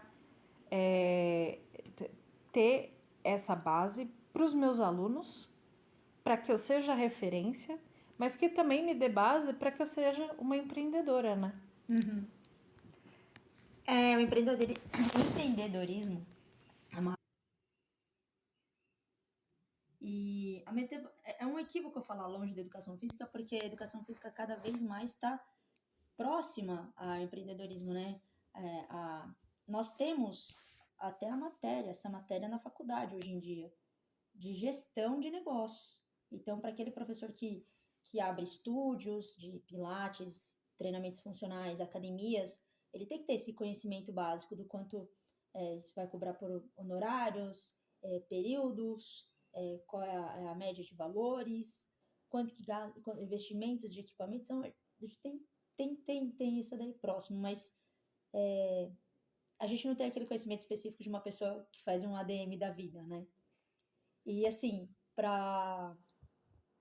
em relação assim à minha área, o sonho de qualquer pessoa que faz karatê é ter um dojo. Fato. O sonho de qualquer pessoa que faz karatê é ter um dojo. Então, uma hora eu sabia que isso ia acontecer. E diante das experiências que eu tive, entre aspas, empresariais, né, trabalhando em academias, porque indiretamente eu também tinha muito contato, a proximidade com coordenadores, até com donos, os gestores do empreendimento. Então a gente trocava muita ideia, sugestões de como gerir esse negócio, né? Então, eu fui pegando muita experiência, eu tenho facilidade em memorizar muitas coisas e lembrar, então fui pegando isso pra mim. Então, quando surgiu a oportunidade de eu abrir um dojo, eu já tinha mais ou menos uma ideia, ó, tem que ser assim, tem que ser assado, vamos pagar professor tantos por cento de cada aluno, né, vai ser por cabeça, assim, por aluno, não por período ou por hora-aula. Então, assim, é bom que ele se esforça para ter, a gente também tem, todo mundo cresce, né? Sabia mais ou menos aonde abrir, o que tinha ali perto, ó, aqui não é legal porque tem uma academia grande, esse não é nosso intuito. Qual que é o objetivo? Ser uma academia grande? Ou é um dojo para formar caráter, para formar seres humanos? Porque esse é o principal objetivo do karatê, né? Então, assim, foi também, como é que diz a expressão? Andar em solo argiloso, né? Então, eu não sabia, o solo é um campo totalmente desconhecido para mim. Então, o que eu tive para começar foi um pouquinho dessas experiências. Quebrei muita cara com professores, né, que a gente tinha posto. Não tem problema, a gente continua, mas assim, o nosso carro forte sempre foi o karatê. Por nós sermos professores, então a gente dividiu na época, um ficava com a parte financeira, o outro ficava com a parte técnica, o outro ficava com a parte de marketing, né? E ao mesmo tempo não interferindo nas aulas. Então a gente conseguia ter o que acontecia nas academias, né? Entrava muito e saía muito. A gente não, a gente era o contrário. Entrava pouco e retia muito. Então, os poucos que entravam, ficavam. E a gente tinha o problema do contrário de muitas academias, que acho que era um problema bom, né? Que era atrair, não reter. Porque as grandes academias hoje, low cost, assim, tipo, sei lá, Smart Fit da vida, Blue Fit da vida, até mesmo as que de artes marciais. Como eu tive a experiência na Tinogueira, na unidade da Granja Viana, a nossa discussão muito era, não era nem atrair, porque o nome já atraía, mas reter aluno. Nosso grande problema era reter aluno. Mesmo jeito que entrava, saía. Na minha academia não era o contrário. O meu problema não era reter, o meu problema era atrair. Porque os poucos que entravam ficavam e muito, e estão com a gente há mais de 10 anos. Então, como a gente transformar um marketing, uma coisa comercial, uma coisa que é tão essência? Porque a grande contradição, né? Tanto que a gente tinha na época da Tinogueira, muitos profissionais eram de pequenas academias e bem tradicionais. Não tinha essa parte comercial. E era meio que uma aversão. O professor disse, parte comercial, odeio, tipo, luta comercial. A minha luta é raiz. A minha luta é tradicional, é o budô, né? E aí, o que a gente percebeu? Na região que nós estamos, é muito mais boca a boca do que comercial, do que publicidade. Então, eu falei, Chico, eu conheço o público daqui. Por eu já ser personal, ter trabalhado em academia, todo mundo conhece minha família, e já te conhece porque você já tem uma carteira também de alunos aqui, por uma experiência que você teve. Então, vamos vender a nossa imagem. Ao invés de vender, tipo, sei lá, uma criança dando chute, uma família, vamos vender a nossa imagem. Solidificou? Agora a gente vai. E foi o que a gente fez. Eu sempre eu tirava foto dele chutando, eu brincando com fazendo uma dinâmica com os alunos. Putz, são vocês que estão aqui? Eu falei, é. Putz, que legal, vou aí. Depois que solidificou, a gente falou assim, ó, a gente tem que trabalhar com criança. Coincidentemente veio, tipo, uma turma só de pais e alunos. Não foi a gente que vendeu turma de pais e alunos. Não, veio. E aí muitos procuraram a gente, porque o meu amigo falou que treina com você, com o filho na academia de vocês. Vocês têm para pais e alunos? Não, simplesmente aconteceu. E foi o que começou a vir. E como a gente faz esse trabalho para trabalhar, mas a questão como ser humano, mas como eu falo, eu sou professora e paralelamente empresária. Então o meu nicho não é o empresarial, é professora, é formação de caráter. O que é valor para você? A gente sempre indaga os alunos no meio da aula para acrescentar algo para o caráter deles, até mesmo para os pais que estão vendo. Eu falei, o que é valor para você? É dinheiro? É número? Ou é essência? Ou é atitudes? Porque se for por valor, você pode pagar uma academia que custa R$ 50 por mês. Ou você pode pagar uma academia que custa R$ 1.000 por mês, porque dá, tipo, aquele status, né? E eu vou dar um exemplo escrachado, mas já vou falando para os ouvintes que é um escrachado, é um estereótipo. Há suas exceções, né? Como todo mundo pensa que karatê é muito agressivo, é muito violento. Como também todo mundo pensa que futebol é várzea, né? Então a gente sempre pensa assim. Eu tenho exemplos de alunos que se quebram mais no futebol, na aula de futebol, do que na aula de karatê. E aí quando vai pro médico, o médico fala assim: tira a aula do karatê vai lesionar ele. E no final ele se lesionava mais no futebol que no karatê. Onde que eu tô querendo chegar com isso? Na questão dos valores. O que o futebol te dá de valor pro seu filho? Aí eles ficam, né, tipo, Carol, o que o futebol, se você tivesse um filho, o que o futebol te dá de valor pro seu filho? Ah, ela tá me entrevistando, gente. Calma aí, deixa eu pensar. Eu acho que, né, comparativamente, eu acho que, assim, traz disciplina, porque acaba sendo um esporte, né? Trabalho em equipe, porque tem que, né, trabalhar todos. É um conjunto para que a bola entre no gol. E acho que respeito também pelo adversário, né? Eu acho que, como outro esporte, traz esses tipos de valores. Eu acho que eu resumiria Tá o, certinho. o, o futebol com isso, né? Não, tá certinho. É exatamente isso. Como qualquer outro esporte, tem que trazer esses valores, esses princípios de trabalho em equipe, respeito com o colega, respeito às regras e a dinâmica de que é um jogo ou uma competição, tá certinho.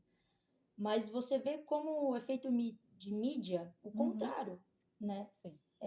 Muitos atletas indo pra balada e tal. Não tô dizendo que tem karateca que não vai, tem karateca que vai. E tem suas exceções, como eu falei, há suas exceções, né?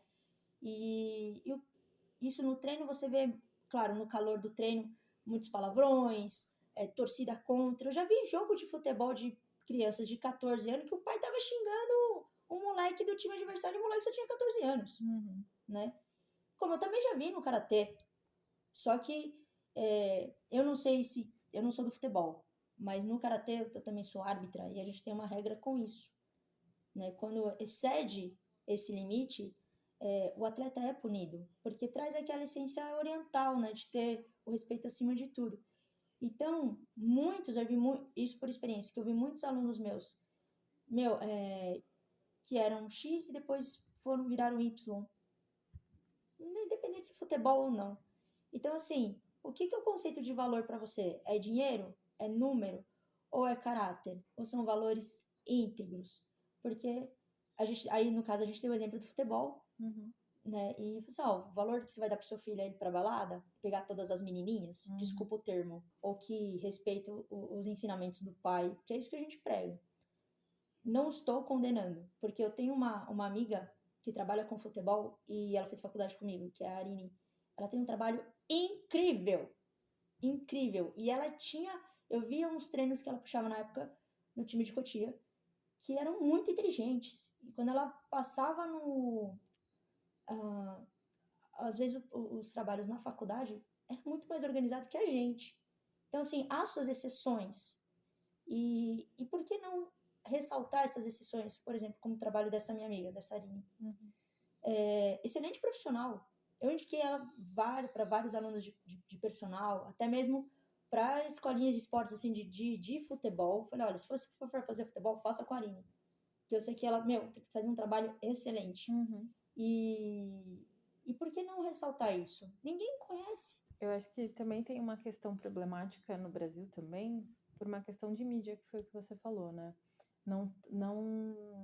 Quais são os valores? E eu acho que quando, né, principalmente quando você está tendo uma empresa, né, trabalhando com a empresa, sua própria empresa, né, vou colocar assim, que é o seu dojo, como que você faz isso, né? E qual é o público que você quer atrair, né? Quando a gente fala de toda essa, você falou assim, ninguém é formado, né, em administração, né, nunca fez isso, mas de toda a sua formação, né, desde a escola, né, aí na faculdade, e por mais que você não teve, né, uma formação para isso, mas você trouxe isso muito enraizado, né? Como que eu vou pensar, qual é o meu público-alvo? Toda a sua formação foi te trazendo para que você te formasse na vida, né, para que você chegasse até aqui. E quando você questiona muito isso, né? Quais são os valores que os seus filhos querem, né? O que você quer para os seus filhos e qual que é essa sua formação? E vem muito isso, né? Nessa linhagem do oriental e do karatê, né? Quando traz isso muito enraizado, são esses questionamentos, né? É questionar o que hoje é apresentado pela mídia, né?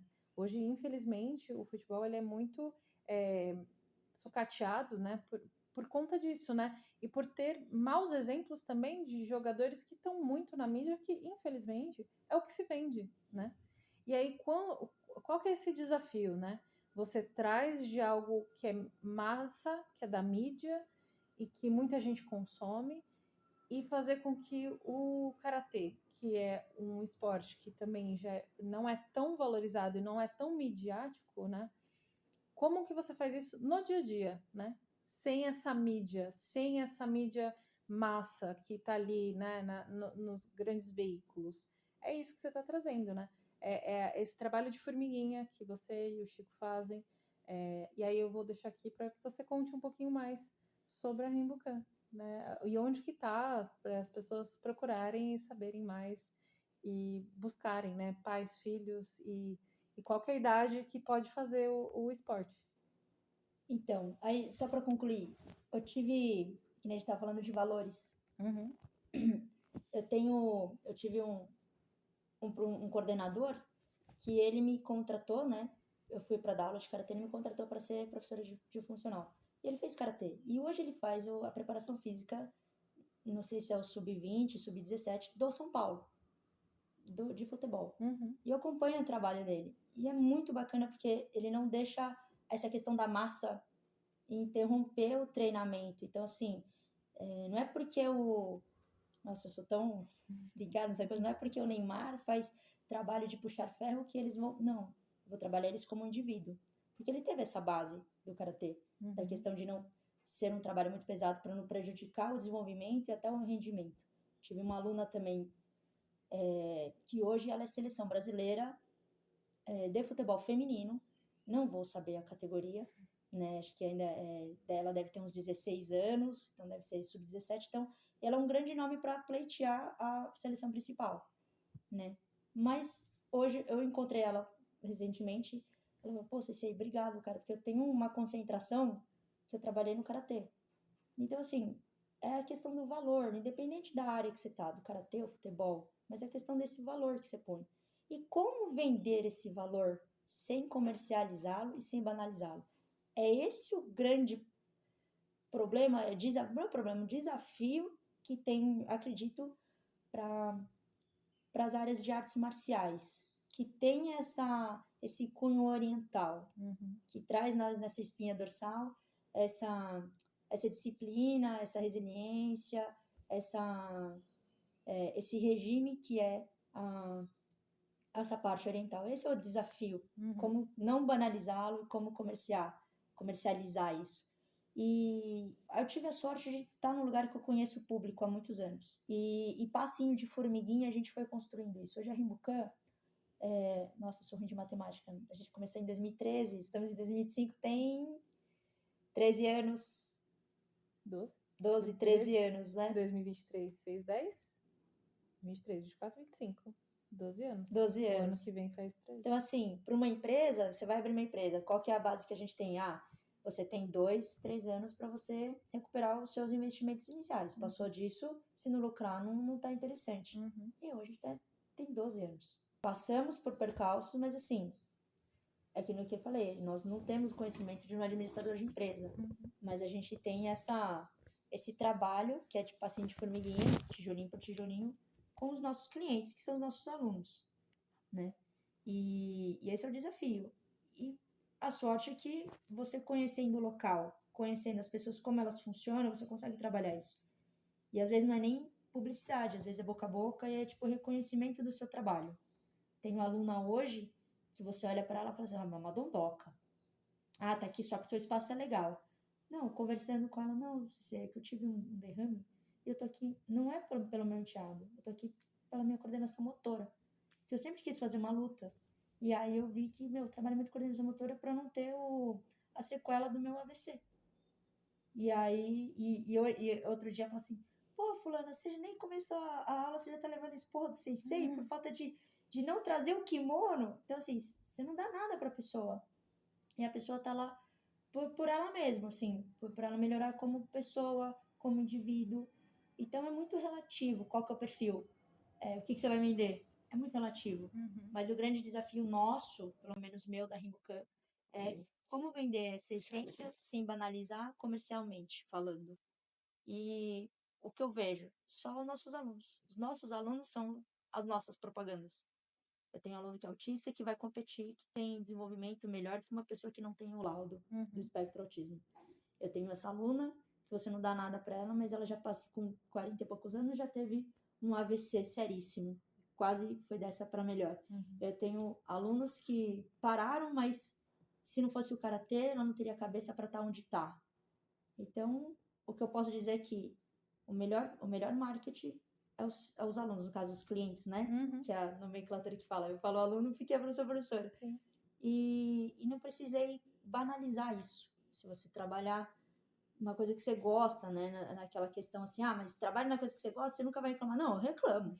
Chega final de semana, eu não quero falar de karatê. Não quero passar longe de karatê. Eu reclamo mesmo. Mas quando você tá lá e porque gosta naquele momento, naquela hora, é troca, né? É energia. Sim. Então só vai vir coisas boas. Tem coisas ruins. Porque Normal. é normal. A vida, né? Faz A vida parte não é um da morango. vida. A vida 100%. não é um morango glacê 100%. Mas é isso que te faz evoluir. Então, comercialmente falando, no final das contas, o nosso melhor marketing acabou sendo os nossos próprios alunos. Sim. Né? E essa sua relação que, né, você e o Chico trazem. E onde que vocês estão agora? Falando agora, nesse momento, vocês estão em Vargem Grande, né? Você e o Chico.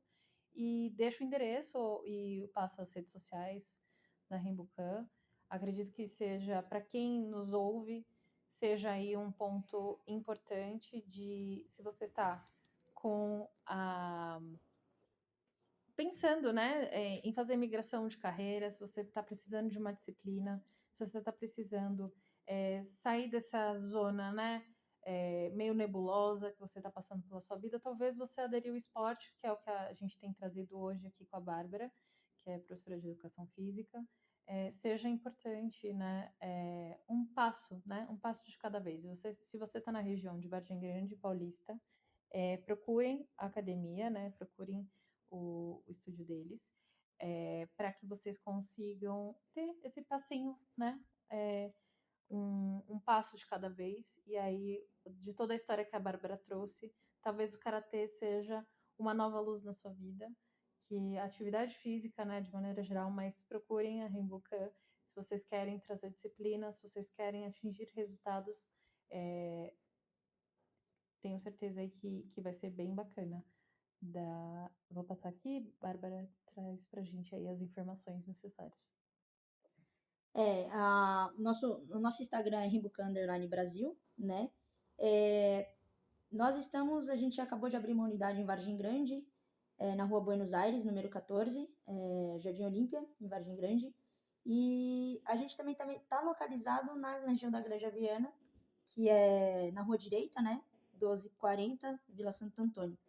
E lá nós já temos um trabalho certificado e agora a gente ramificou para Vargem Grande e essa unidade da Granja de Vargem Grande é 100% meu e do Chico, né? Das outras vezes a gente sempre tivemos sócios e locais mais comerciais, agora é um local mais menor, como eu posso dizer assim, é mais contido numa região tão comercial, é um lugar específico e é menor, só que é da nossa própria autoria, né? E é isso, quem quiser nos acompanhar, deixar aqui com a Carol todos os contatos, está de portas abertas, então para quem está na região assim de Caucaia, na Cotia, né? Caucaia, Ibiúna, a gente está mais próximo de Vargem Grande, quem está mais próximo perto da região de metropolitana de São Paulo, Butantã, Vila Sônia, acho que o mais próximo seria a região da Granja Viana. E é isso. Espero que todos tenham gostado e ter acrescentado um pouquinho e espero quem tiver interessado de portas abertas lá no Tatame. Muito bem. Obrigada, Bárbara, por estar aqui hoje.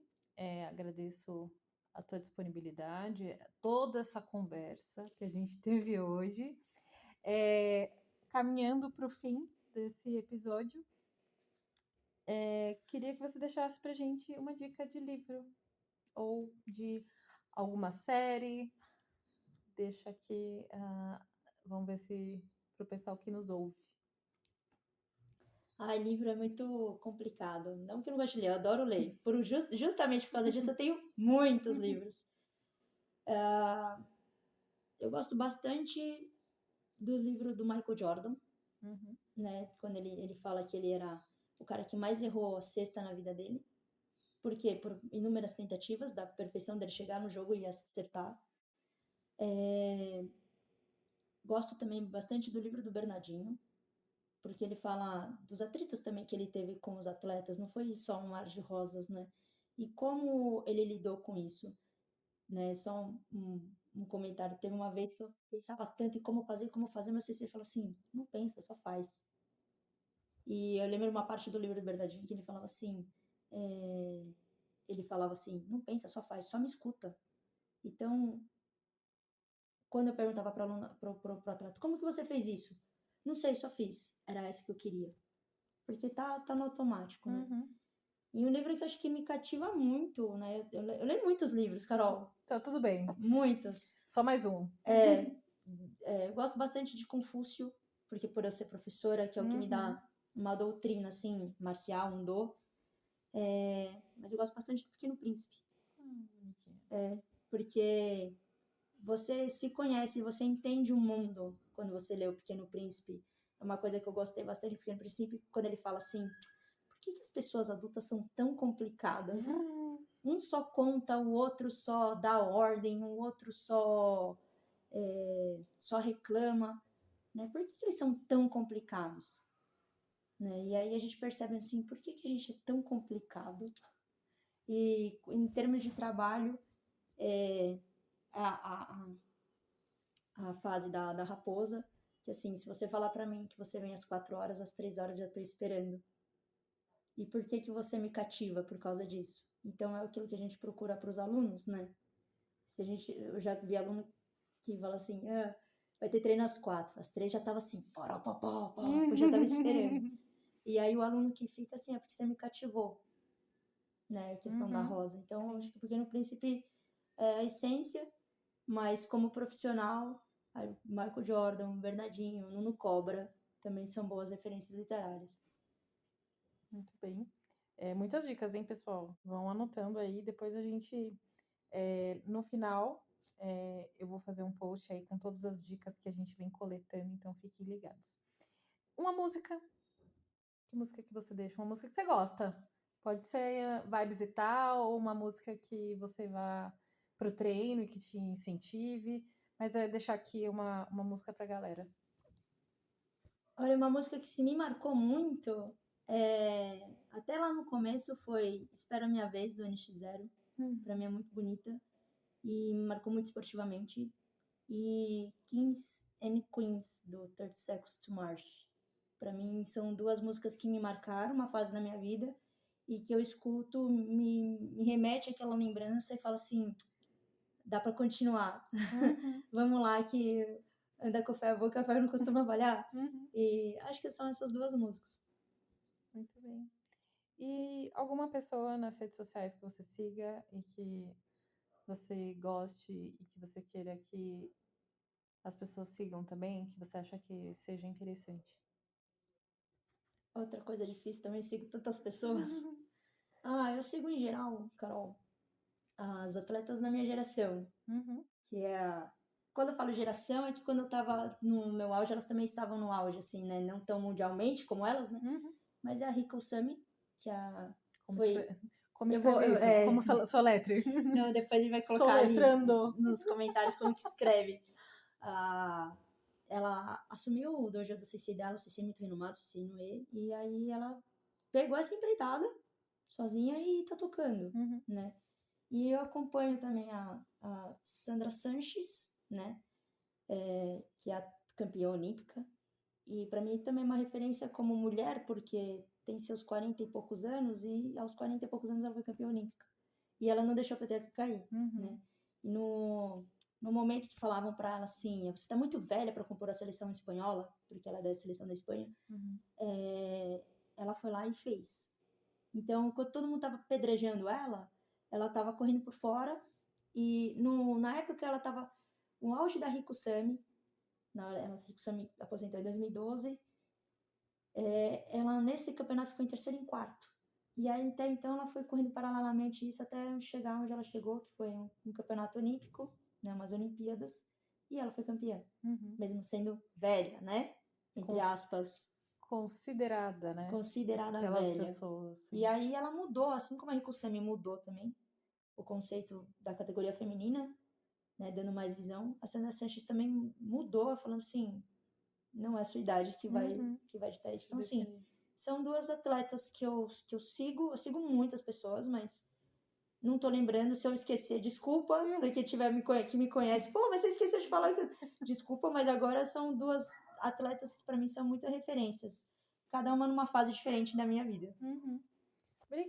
Obrigada por todas as dicas, obrigada pela conversa, obrigada por essa 1h40. Nossa! 1h43, o recorde deste podcast. Mas se você que está nos ouvindo gostou da Bárbara, gostou da história dela, quer que ela volte aqui, escreva nos comentários, mande e indique para mais pessoas, para que ouça a história dela, para que se identifique e que essa história tenha te trazido uma boa referência, né? A Bárbara é uma pessoa incrível, conheço ela pessoalmente, né, minha amiga, e eu fico muito feliz de ter te trazido aqui, pela sua disponibilidade, de verdade, eu agradeço demais, e que, para quem nos ouve, que tenha sido uma excelente companhia aí, você que está lavando a louça, que você que está no carro, para que você está indo viajar, que você tenha aí uma boa companhia para essa história. E se faltou alguma coisa, se a gente se perdeu no meio do caminho, com tanta história, com tanta coisa para falar, deixe nos comentários que a gente traz a Bárbara aqui de novamente para a gente conversar e ter isso. E obrigada. Você quer falar mais alguma coisinha? Só pedir desculpas para os ouvintes, ter 1h40 e pouco, eu gosto de falar, vocês perceberam, e agradecer imensamente a oportunidade, é meu primeiro podcast, acho que é por isso que eu excedi tanto. E, como eu disse, espero ter agregado alguma coisinha, né, no dia a dia de vocês, ou uma fase da vida de vocês, e gostaria muito de agregar mais. Alguma dica? Uma pergunta que eu não fiz. Alguma dica para quem está começando, tanto na educação física, eu acho que é principalmente na educação física, falando profissional. Só para a gente encerrar aqui, né, quando a gente traz empregabilidade, a gente falou muito também da sua vida pessoal, mas também com relação à profissão. Que dica que você dá para quem está começando? Para a Bárbara, que tinha muita certeza lá atrás, né? Mas para quem não está assim, meio assim, qual que é a dica que você dá?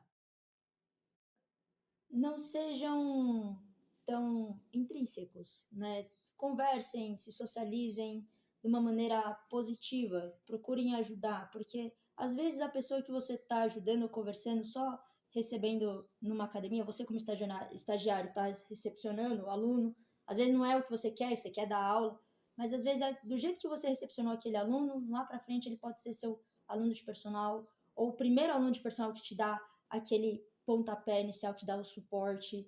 É, não se valorizem, não sendo tão exigentes a ponto de fecharem portas, mas sejam exigentes com vocês mesmos na questão de se valorizar, mas ao mesmo tempo deem oportunidades a vocês mesmos, porque eu nunca pensei em dar aula de funcional e hoje meu principal carro forte é preparação física para lutas. Então, eu comecei como funcional e depois mais para frente consegui agregar. E eu só queria ser professora de karatê. Então, eu me permitirem abrir essa porta me ajudou a ter mais network, mais trabalho, mais oportunidades. Então, assim, mesmo que seja sacrificante, assim, nunca deixem a porta fechada, deixe ela só encostada, porque a gente nunca sabe no dia de amanhã. E se for sair, saia com a porta aberta. Então, se deem oportunidade e se permitem, né? Tá certo. Muito obrigada, Bárbara. Obrigada, pessoal. A gente está finalizando agora esse episódio. Espero vocês na próxima. Até mais.